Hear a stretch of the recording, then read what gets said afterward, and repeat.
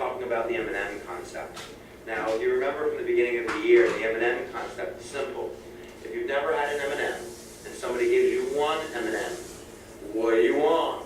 You want more M&Ms. So we're going to start off by saying the colonists got two M&Ms early on in American history. The first M&M, we could say, would be the Mayflower Compact. Now, the Mayflower Compact is simply a documented agreement of the Pilgrims on the Mayflower as they're coming to the new world to agree. This concept of representation, of them representing themselves, is what is the M&M. And while that's not going to last forever, it's this idea that once you have the M&M, once you have that self-government, that representation, that it's going to come back up. People are going to remember. They're going to want it more. The second M&M is the House of Burgesses. Now, the House of Burgesses was created in Jamestown, which is the first settlement in the United States, as a place where colonists would elect representatives and make decisions for the community. It's basically like the first Congress of the United States, only it's for colonists, and England's going to kind of let us have it for a little while. Now, the House of Burgesses will later be dismantled, and of course representation will be lost, but the M&M concept works, because later down the road, when we're talking about no taxation without representation, it's that M&M idea, the House of Burgesses Mayflower Compact idea, that allows us to go in that direction. So let's look at three reasons, just three, why the colonists are going to split with Great Britain. The first one, we've already said, representation, representation, representation. The mantra is no taxation without representation. Now, nobody would argue that there should be no taxes. Taxes are the lifeblood of any national government. Taxes are what pays for your roads and your schools and your daily routine. So we need taxes. The problem is, they're taxing the colonists, but they're not giving the colonists representation in the Parliament back in London. So it's this idea that you're asking me for taxes, I'm paying taxes to you, I have no say in what happens to that money. So no taxation without representation. Stamp Act, the Boston Tea Party, the Coercive Acts, these are all laws and events that revolve around that idea of no taxation without representation. The second major idea as to why we're going to break away is in triangular trade, or what's called mercantilism.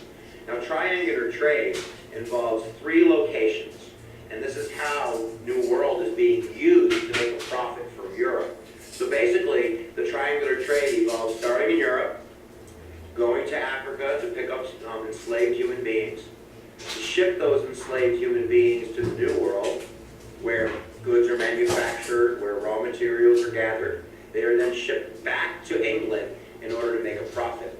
So this mercantilism or triangular trade is just basically using the colonists, using it for their raw materials, using it for their human resource, their slave labor. So that's going to kind of, anger the colonists because they're not seeing any fruit of their labor. They're basically just being used. Now, the third reason is natural rights.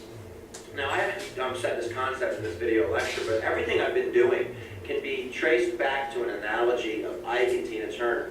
Now, if you know the old story, the story is that Ike Turner abused the superstar Tina Turner. That he hit her, he took her money, he took advantage of her. And over and over and over again, he violated her natural rights. Her rights as a woman, her rights as a human being.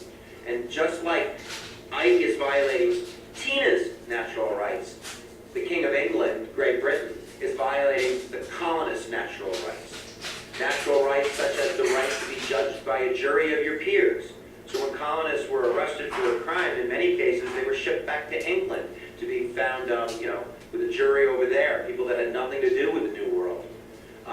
Punishment, representation, freedom of speech, freedom of worship. These are all natural rights that John Locke had brought up in the Enlightenment and talked about how we are born with natural rights.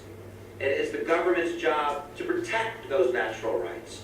And if those natural rights are not being protected, if those natural rights are being taken away, then it is the job of the people to overthrow that government and create one that is going to protect our natural rights.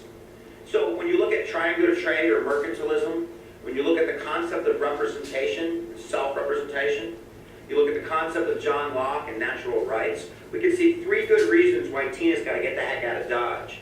So, right before Tina leaves, she needs to leave Ike something behind and tell him what's going on. That is the Declaration of Independence. And let's finish up with this goodbye letter. The Declaration of Independence is a letter. It's a "Dear John, dump your butt, I'm leaving you because you don't love me no more" letter.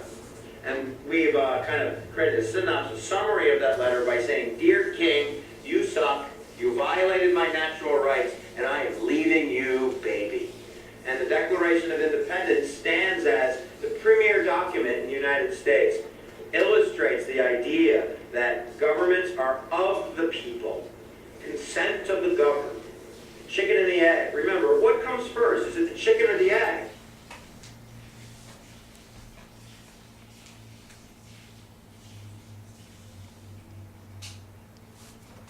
I couldn't